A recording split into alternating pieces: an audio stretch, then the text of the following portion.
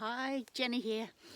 Today we're going to talk about ashes from the fireplace. I just cleaned out my fireplace inside. I have a wood burning fire and I got all these ashes which I'm going to spread on the rose bushes and under my berry bushes.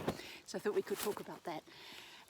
Here we burn quite clean birch wood and spruce wood, so I know where the wood comes from and I think it's reasonably safe and it's good to have in my garden. So you have to first of all consider the ethical issues about where the wood comes from when you're burning your fire. But ashes are really good for the garden. Ashes are a little bit high in pH, they're alkaline. So you shouldn't use them on bushes that like low acidity, which is like rhododendrons and so on. Roses really like ashes, and so do berry bushes, and actually most small bushes in the garden, and perennials and so on. So what I do with these ashes is I just take them like this in my scoop and I spread them around. Now, the reason we're out of ashes come potassium, and the original form of potassium is potash, and that's because they used to take these ashes from the fire and cook them up in a big pot, and the liquid that came off them was really good for the garden. Farmers used it, and that's where the word potassium comes from, potash. Potassium is one of the things that plants most of all need in the garden, so it's an easy way to add that. Now, the reason I'm bringing this up is because it is Bokashi related.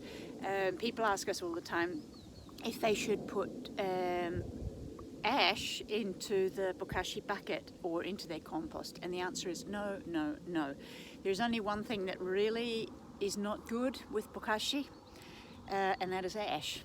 Every type of food is okay. You know, you can manage so many things with Bokashi and with EM and with the microbes, but when it comes to just ash, it's really a bad fit. The microbes do not like ash.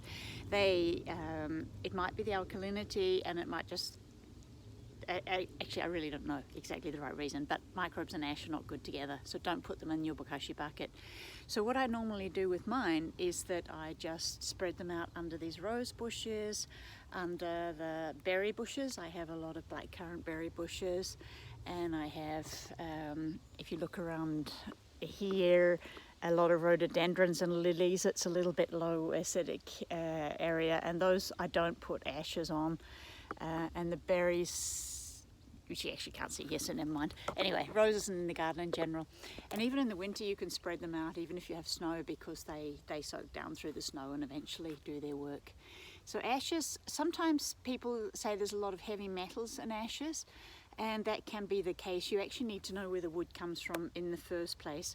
And if that is the case, you can still use the ashes, but just make sure you use them a little bit spread out here and there in the garden, like not too many in one place.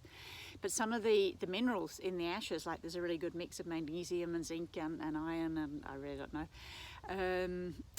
that are just super good for the garden. So it's a good way to return those nutrients, micronutrients to the garden. There's a big difference between ashes and charcoal.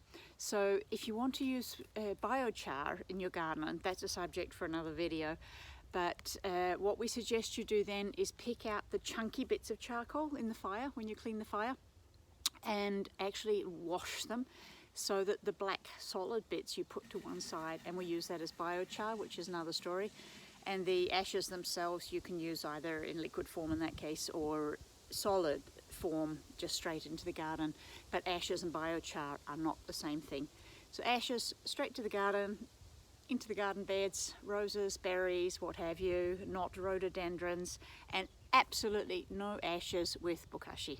And no, you know, you can add EM later, that's okay, but just not directly in with the Bokashi. So, ash story.